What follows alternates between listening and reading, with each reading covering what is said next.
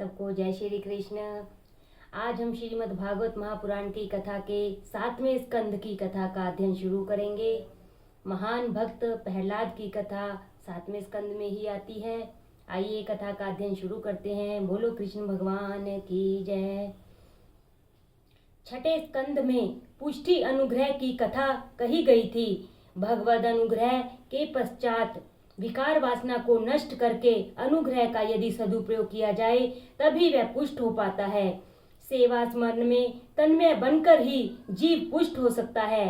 ठाकुर जी कई जीवों पर अनुग्रह करते हैं, किंतु उस अनुग्रह के सदुपयोग करने की रीति जीव जानता ही नहीं है।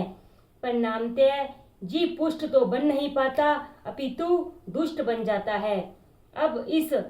अब हम हिरण्यकशिपु और प्रहलाद की कथा सुनेंगे। हिरण्यकशिपु दैत्य बना और प्रहलाद देव। हिरण्यकशिपु ने सारी संपत्ति का उपयोग भोग विलास के लिए किया, अतः वह दैत्य बना। प्रहलाद ने समय तथा अपनी शक्ति का उपयोग प्रभु की भक्ति करने में किया, अतः वह देव बन गया। वासना के 3 प्रकार एवं भगवान की समता और जगत की विषमता का समाधान। 7वें स्कंद में वासना के 3 प्रकार बताए गए हैं, असद वासना, सद वासना और मिश्र वासना। इस 7वें स्कंद के आरंभ में परीक्षित राजा ने एक महत्वपूर्ण प्रश्न पूछा है। आप कहते हैं कि ईश्वर सर्वत्र है और वह सद्भाव से व्यवहार करता है। यदि ऐसी बात है तो जगत में यह विषमता क्यों दृष्टिगोचर हो रही है? चूहे में भी ईश्वर है, बिल्ली में भी, तो फिर बिल्ली चूहे को क्यों मारकर खा जाती है? भगवान यदि सम है तो जगत में वे विषमता क्यों उत्पन्न करते हैं? यदि वे समभावी हैं तो फिर बार बार देवों का पक्ष लेकर वे दैत्यों को क्यों मारते हैं? यदि वे ईश्वर हैं तो फिर विषमता वे क्यों करते हैं? भगवान की दृष्टि में यदि सभी प्राणी समान हैं तो उन्होंने इंद्र के लिए वृत्रासुर का वध क्यों किया? मैं मानता था कि दैत्य तो पापी हैं, अतः हरि उनकी हत्या करते हैं, किंतु वृत्रासुर तो भगवत भक्त था, फिर उसकी उन्होंने हत्या क्यों की? शुकदेव कहते हैं, राजन, क्रिया में भले ही कदाचित विषमता हो भी जाए, किंतु भाव में तो नहीं होनी चाहिए। समता अद्वैत भाव में होती है, क्रिया में वह संभाव्य नहीं है। क्रिया में तो विषमता ही रहेगी, अतः भाव में समता रखनी चाहिए। घर में माता, पत्नी, संतान आदि होते हैं। पुरुष इन सभी के प्रति प्रेम तो एक समान ही रखता है, किंतु सभी के साथ एक समान बर्ताव नहीं कर सकता। वह माता को तो वंदना कर सकेगा पर पुत्री को नहीं। प्रेम आत्मा के साथ होता है, देह के साथ नहीं। भावना के क्षेत्र में तो अद्वैत भाव ही होना चाहिए। समदर्शी बनना है, समव्यवहारी नहीं। समव्यवहारी होना तो संभव ही नहीं है।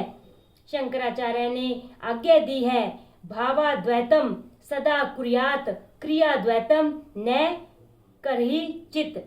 भागवत को अधिभौतिक साम्यवाद मान्य नहीं है, मात्र आध्यात्मिक साम्यवाद ही मान्य है। राजन, तुम्हें लगता है कि देवों का पक्ष लेकर भगवान ने असुरों का नाश किया, परंतु उन्होंने यह संहार तो उन असुरों पर कृपा करने के हेतु ही किया था। एक दृष्टांत सुनो। एक चोर चोरी करने के लिए घर से निकला, किंतु मार्ग में ठोकर लगने के कारण वह गिर पड़ा और उसका एक पांव टूट गया। इस कारण वह चोरी न कर सका। यह भगवान की कृपा थी या अकृपा? इसे कृपा ही समझनी चाहिए। पैर तो टूट गया, किंतु उसके कारण वह पाप तो न कर सका। राजन, जैसा तुम होगे ईश्वर का रूप भी वैसा ही दिखाई देगा। ईश्वर का कोई एक निश्चित स्वरूप नहीं है। जीव जिस भाव से उन्हें देखता है उसके लिए वे वैसे ही बन जाते हैं।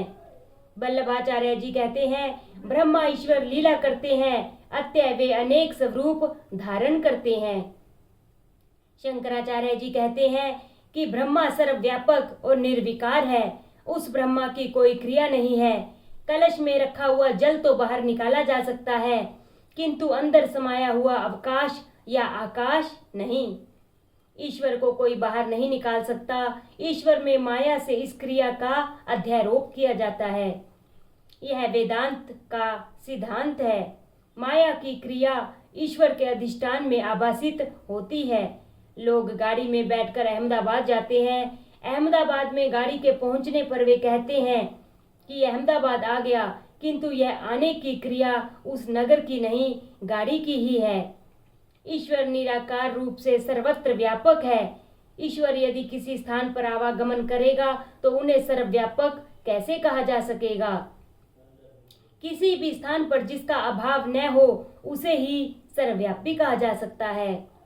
आचार्य शंकर का मत है कि ईश्वर निष्क्रिय है, माया के कारण ही उनमें क्रिया का भास होता है, पर वास्तव में भगवान कुछ भी नहीं करते, अतः उनमें विषमता नहीं है। अग्नि निराकार है, फिर भी जब लकड़ी जलती है तो लकड़ी जैसा ही आकार अग्नि का भी आभासित होता है। उपाधि के कारण आकार का भास होता है। परमात्मा का वास्तविक स्वरूप व्यापक, निराकार और आनंद रूप है। आचार्य शंकर का यह दिव्य सिद्धांत है। महाप्रभु जी का सिद्धांत भी दिव्य है। वैष्णव मानते हैं कि ईश्वर की क्रियात्मकता की बात बराबर हो। ईश्वर क्रिया तो नहीं कर सकते किंतु लीला करते हैं। ईश्वर निष्क्रिय है, यह बात सच है, किंतु यह भी उतना ही सत्य है कि वे लीला करते हैं। जिस क्रिया में क्रिया का अभिमान नहीं होता वही लीला है। ईश्वर स्वेच्छा से लीला करते हैं। मैं करता हूँ ऐसी भावना के बिना निष्काम भाव से जो क्रिया की जाए वही लीला है। केवल अन्य को सुखी करने की भावना से जो क्रिया की जाए वही लीला है। कृष्ण का कार्य लीला है। ईश्वर को सुख की इच्छा नहीं है। कन्हैया चोरी तो करता है किंतु औरों की भलाई के लिए। क्रिया बंधन कारक है, लीला मुक्तिदायक। जीव जो कुछ करता है वह क्रिया ही है, क्योंकि उसकी हर क्रिया के पीछे स्वार्थ, वासना और अभिमान होते हैं। दोनों सिद्धांत सत्य हैं। ईश्वर निराकार निर्विकल्प है और माया क्रिया करती है। यह सिद्धांत भी दिव्य है। ईश्वर कुछ भी नहीं करते किंतु उनमें क्रिया का अध्यारोप किया जाता है। माया के कारण ईश्वर के व्यवहार में विषमता का भास होता है। ईश्वर परिपूर्ण सम है, परमात्मा सम है और जगत विषम। समता ईश्वर की है, विषमता माया की है। यूं तो ईश्वर सम है किंतु माया के कारण उसमें विषमता दिखाई देती है। ईश्वर के अधिष्ठान में माया क्रिया करती है, अतः माया जो भी क्रिया करती है उसका अध्यारोप ईश्वर पर ही किया जाता है। दीपक स्वयं तो कुछ नहीं करता किंतु उसकी अनुपस्थिति में भी तो कुछ नहीं किया जा सकता। भगवान दैत्य को मारते नहीं, उद्धार करते हैं। विषमता क्रिया में है, भाव में नहीं। भगवान दैत्यों को मारते हैं किंतु उनके प्रहार में भी प्रेम भरा हुआ होता है। सत्वगुण, रजोगुण और तमोगुण प्रकृति के हैं, आत्मा के नहीं। जीवन के उपभोग के लिए शरीर सर्जन की इच्छा जब भगवान करते हैं तो रजोगुण के बल में वृद्धि करते हैं। जीवन के पालन के हेतु वे सत्वगुण के बल में और संघार्थ तमोगुण के बल में वृद्धि करते हैं। राजन, जो प्रश्न आपने मुझसे पूछा वही प्रश्न आपके पितामह ने नारद जी से पूछा था। राजसूय यज्ञ में प्रथम श्री कृष्ण की पूजा की गई। जो शिशुपाल को मान्य नहीं हुई, अतः वह भगवान की निंदा करने लगा। वैसे तो भगवान लंबे अरसे तक निंदा सहते रहे, किंतु अंत में उन्होंने सुदर्शन चक्र से शिशुपाल का मस्तक उड़ा दिया। उसके शरीर में से बाहर आया हुआ आत्म तेज द्वारिकाधीश में विलीन हो गया और शिशुपाल को मुक्ति मिली। अगला अध्याय है नारद जी युधिष्ठिर संवाद। इस प्रसंग को देखकर युधिष्ठिर को आश्चर्य हुआ। उन्होंने नारद जी से पूछा, भगवान से शत्रु तत्व होने पर भी शिशुपाल को सद्गति क्यों प्राप्त हुई? उसने भगवान को गालियां दी, फिर भी वह नरकवासी क्यों न हुआ? ऐसी सायुज्य गति उसे क्यों मिली? भगवान से द्वेष करने वाले शिशुपाल और दंतवक्त्र नरकवासी होने चाहिए थे, तो ऐसी उल्टी बात क्यों हो गई? नारद जी ने कहा, श्रवण करो राजन, परमात्मा में किसी भी प्रकार तन्मय होने की आवश्यकता है। परमात्मा ने कहा कि जीव चाहे जिस किसी भाव से मेरे साथ तन्मय बने, मैं उसे अपने स्वरूप का दान करता हूँ। राजन, किसी भी भाव से मन आत्मा के साथ एकाकार होना चाहिए। जिस प्रकार भक्ति के द्वारा ईश्वर से मन लगाकर कई मनुष्य परमात्मा की गति को पा सके हैं, वैसे ही काम, द्वेष, भय या स्नेह के द्वारा भगवान से नाता लगाकर कई व्यक्ति सद्गति पा गए हैं। गोपियों ने मिलन की तीव्र कामना से, कंस ने भय से, शिशुपाल आदि कुछ राजाओं ने द्वेष से, यादवों ने पारिवारिक संबंध से, आपने स्नेह से और हमने भक्ति से अपने मन को भगवान से जोड़ लिया है। कुछ गोपियां कृष्ण को काम भाव से भजती थी। श्री कृष्ण का स्वरूप देखकर भले ही उनके प्रति काम भाव जाग जाए, किंतु जिसका ध्यान करते हैं वह तो निष्काम है। निष्काम श्री कृष्ण का ध्यान करती हुई गोपियां भी निष्काम हो गई, किंतु जगत के स्त्री पुरुषों का ध्यान काम भाव से करोगे तो नरक में जाओगे। श्री कृष्ण के प्रति काम भाव रखकर सतत उनका चिंतन करती हुई भी गोपियां निष्काम बनी रही। परमात्मा के पूर्ण निष्काम होने के कारण उन्हें अर्पित किया गया काम भी निष्काम बन गया। काम का जन्म रजोगुण में से होता है, ईश्वर बुद्धि से परे हैं। ईश्वर के पास काम नहीं जा सकता, सूर्य के पास अंधकार नहीं जा सकता। जिनका चिंतन किया गया है वह श्री कृष्ण निष्काम होने के कारण उनका काम भाव से चिंतन करने वाली गोपियां भी निष्काम बन गई। कंस डर के मारे तन्मय हो गया था। उसे देवकी का 8वां पुत्र ही हमेशा दिखता रहता था। शिशुपाल अपने शत्रु के रूप में भगवान का चिंतन करता रहता था। इस प्रकार ईश्वर में किसी भी भाव से तन्मय होना चाहिए। अतः हर किसी व्यक्ति को चाहिए कि वह श्री कृष्ण से अपना मन जोड़ ले। यह शिशुपाल साधारण व्यक्ति नहीं था, वह तो विष्णु भगवान का पार्षद था। नारद जी ने जय विजय के तीनों जन्मों की कथा संक्षेप में सुनाई। जय और विजय पहले जन्म में हिरण्याक्ष और हिरण्यकशिपु बने, दूसरे जन्म में रावण और कुंभकर्ण बने और तीसरे जन्म में शिशुपाल और दंतवक्त्र बने। बोलो श्री कृष्ण भगवान की जय। अगला अध्याय है हिरण्यकशिपु वृत्तांत। नारद जी ने हिरण्यकशिपु और प्रहलाद की कथा का आरंभ किया। वे कहने लगे कि दीति के 2 पुत्र थे, हिरण्याक्ष और हिरण्यकशिपु। 12 भगवान ने हिरण्याक्ष का वध किया था। धर्मराज ने नारद जी से पूछा कि मैं प्रहलाद की कथा विस्तार पूर्वक सुनना चाहता हूँ। वे महान भगवत भक्त थे, फिर भी हिरण्यकशिपु ने उन्हें क्यों मारना चाहा? नारद जी ने कहा, दीति वस्तुत वेद बुद्धि थी, वेद बुद्धि है। वेद बुद्धि से हिरण्याक्ष और हिरण्यकशिपु ममता और अहंकार से उत्पन्न होते हैं। मैं और मेरा वेद बुद्धि की संतानें हैं। सभी दुखों का मूल वेद बुद्धि और सभी सुखों का मूल अभेद भाव है। शरीर से नहीं अपितु बुद्धि से यदि अभेद भाव स्थापित हो सके तो सभी के प्रति समबुद्धि हो सकती है। अहंकार को मारना कठिन है, लेकिन विवेक से ममता का नाश तो हो सकता है, किंतु अहम भाव का नहीं। पर यदि अर्पण करने वाला व्यक्ति अपना मेरापन ही प्रभु को अर्पित कर दे तो ठाकुर जी कृपा करते हैं। मुझ में अभिमान नहीं है, ऐसा मानना भी अभिमान ही है। हिरण्यकशिपु अहंकार का रूप है। उसका व्यवहार ही ऐसा है कि जिससे देवों को, ज्ञानी पुरुषों को और अन्य सभी को कष्ट होते हैं। अभिमान सभी को सताता और रुलाता है। ममता तो शीघ्र मर जाती है, किंतु अहंकार शीघ्र मरता नहीं है। उसे मारना बड़ा कठिन है। वह न तो रात को मरता है और न दिन में। वह न तो घर के अंदर मरता है और न घर के बाहर। वह घर के बाहर भी होता है और अंदर भी। वह न शस्त्र से मरता है न अस्त्र से, उसे मध्य स्थान में ही मरना पड़ता है। मनुष्य यदि अहंकार को नष्ट कर दे तो वह ईश्वर से दूर नहीं रहेगा। अभिमान अंदर ही समाया हुआ रहता है। मनुष्यों को दुख देने वाला यही है। इस अहंकार को मारना है, वह दरवाजे की देहली पर ही मरेगा। राम कथा में कहा गया है कि हर दो गोपियों के बीच में श्री कृष्ण है। इसी प्रकार यदि तुम दो वृत्तियों के बीच में कृष्ण को रखोगे तो तुम्हारे अहंकार का नाश होगा। एक संकल्प के समाप्त होने और दूसरे वृत्ति के उत्पन्न होने के पहले यदि कृष्ण को रखोगे तो तुम्हारे अहंकार का नाश होगा।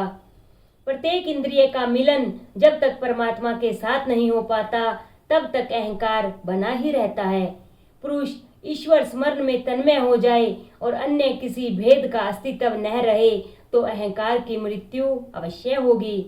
ज्ञान सुलभ है, किंतु जब तक अहं और ममता नष्ट न हो पाए तब तक ज्ञान शोभा नहीं देता। हिरण्यकशिपु ज्ञानी तो था, किंतु उसका ज्ञान अहम भाव और ममता से भरा हुआ था। अपने भाई की मृत्यु के अवसर पर भी उसने ब्रह्मोपदेश किया।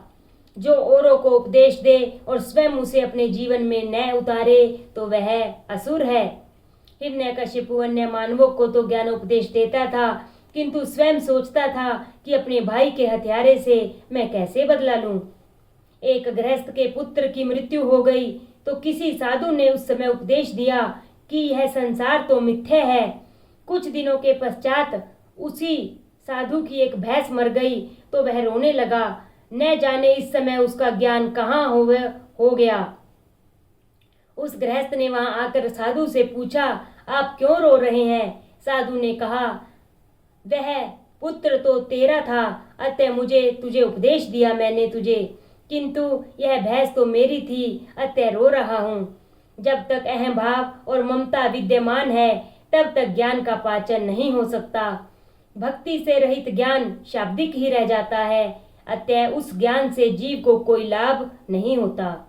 वैराग्य और भक्ति के अभाव में ज्ञान का अनुभव नहीं हो पाता। कोई व्यक्ति बातें तो वेदांत और ब्रह्म ज्ञान की करे, किंतु प्रेम सांसारिक विषयों के साथ करे तो समझो कि वह दैत्य ही है, वह दैत्य वंश का है। हिरण्याक्ष की मृत्यु का समाचार सुनकर हिरण्यकशिपु ने कहा कि मैं अपने भाई के हत्यारे विष्णु से युद्ध करूंगा। उसने माता दीति को कई प्रकार से उपदेश वचन सुनाकर संतुष्ट किया। उसने सोचा कि मैं विष्णु से अभी युद्ध नहीं करूंगा, अपितु पहले वरदान प्राप्त करके अमर हो लूं, फिर युद्ध करूंगा। हिरण्यकशिपु तपश्चर्या करने चला तो उसकी पत्नी कयाधु ने पूछा, वापिस कब लौटोगे? तो उसने उत्तर दिया कि कुछ निश्चित नहीं है, मैं 10,000 वर्षों तक तप करूंगा, तप से अनेक सिद्धियां प्राप्त करके ही घर वापस आऊंगा। हिरण्यकशिपु मंदराचल पर्वत पर आया। यह कथा भागवत में नहीं है, व्यास जी ने विष्णु पुराण में यह कथा लिखी है। हिरण्यकशिपु की तपस्या का वृत्तांत जानकर देवों ने बृहस्पति से प्रार्थना की, आप हिरण्यकशिपु की तपश्चर्या में बाधा उपस्थित कीजिए।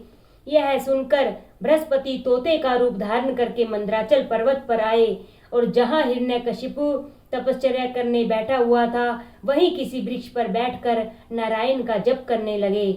जैसे हिरण्यकशिपु मंत्र जाप का आरंभ करता, तुरंत ही वह तोता नारायण की रट लगाना शुरू कर देता। यह देखकर हिरण्यकशिपु ने सोचा कि विष्णु की हत्या करने के लिए तो मैं तपश्चर्या कर रहा हूँ और उसी का कीर्तन यह तोता कर रहा है। यह कहाँ से आ गया इधर, हटता ही नहीं है। आज तपश्चर्या करने के लिए शुभ दिवस नहीं है।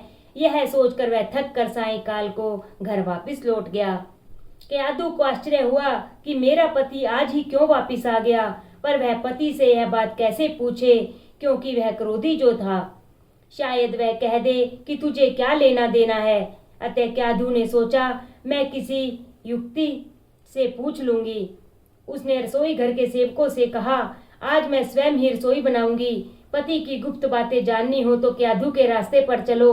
भोजन में बड़ा वशीकरण होता है। लोभी को द्रव्य से वश में करो और अभिमानी को प्रशंसा से। हिरण्यकशिपु अभिमानी था, अतः उसकी पत्नी उसकी सेवा करते हुए उसकी प्रशंसा करने लगी। राजा भोज ने एक बार कालिदास से पूछा था कि चीनी से भी अधिक मीठी वस्तु कौन सी है, तो कालिदास का उत्तर था प्रशंसा।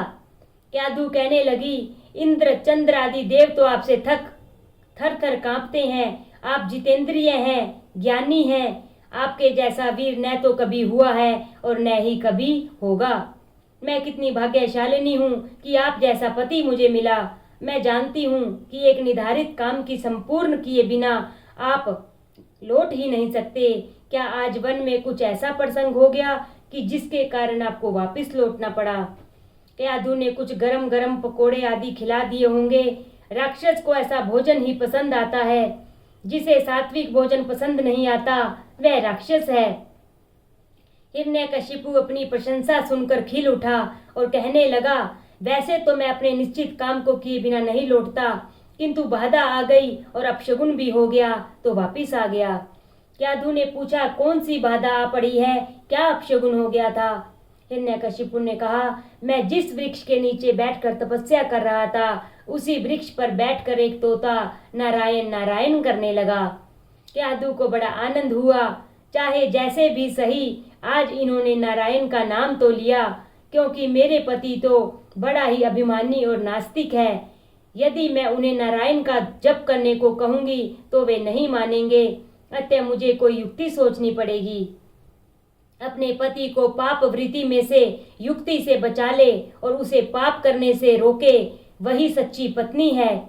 पति को धर्म परमात्मा के मार्ग में ले जाए, वह पत्नी ही धर्म पत्नी है। पति को पत्नी ही धर्म और मोक्ष के मार्ग पर ले जा सकती है। कयाधु ने सोचा, यह बड़ा अच्छा अवसर है। इस बहाने मैं अपने पति से बार बार भगवान का नामोच्चार तो करा सकूंगी। वह चाहती थी कि उसका पति सुधर जाए।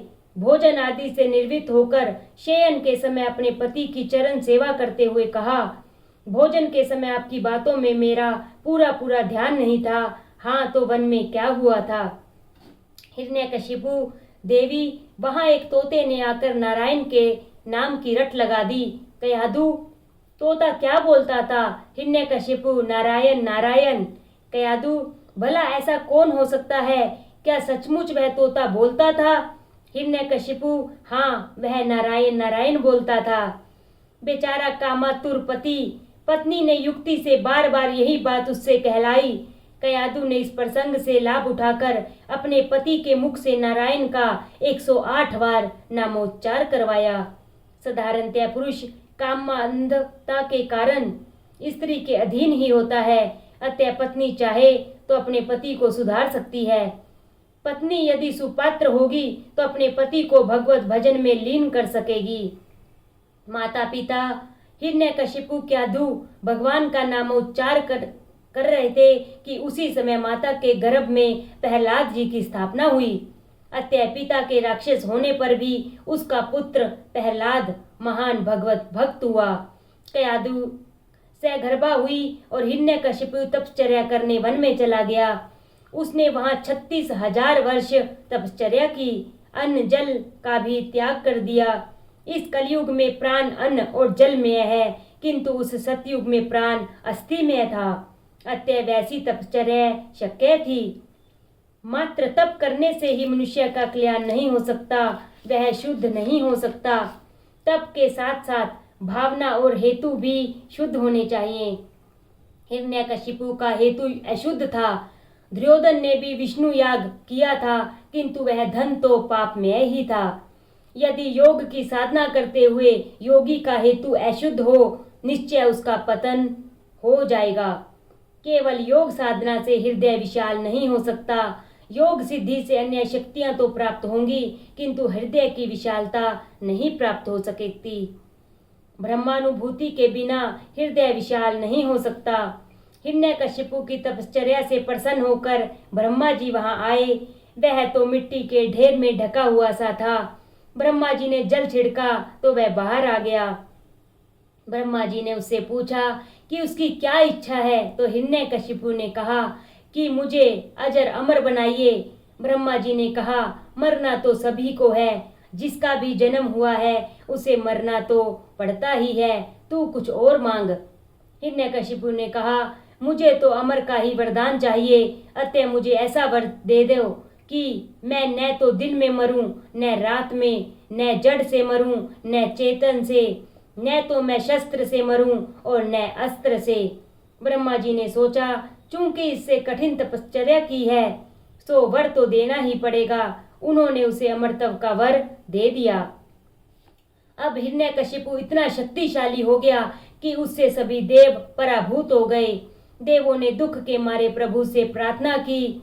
भगवान ने कहा, जब मेरे प्रिय वैष्णव व्यवस्थित होते हैं मैं अवतार लेता हूँ। यदि पापी दुखी होता हो तो भगवान उसकी उपेक्षा भी कर देंगे और अवतार नहीं भी लेंगे, पर वे अपने भक्तों की उपेक्षा नहीं कर सकते। भक्तों पर विपत्ति आने पर उन्हें अवतार लेना ही पड़ता है। देवों को भगवान ने आश्वासन दिया कि जब कभी हिरण्यकशिपु अपने पुत्र से शत्रुता करेगा और उसकी हत्या के लिए तत्पर होगा, तब मैं अवतार लूंगा और हिरण्यकशिपु का वध करूंगा। बोलो श्री कृष्ण भगवान की जय। बोलो श्रीमद् भागवत महापुराण की जय। कल का अध्याय होगा प्रहलाद जी की कथा। बोलो श्री कृष्ण भगवान की जय।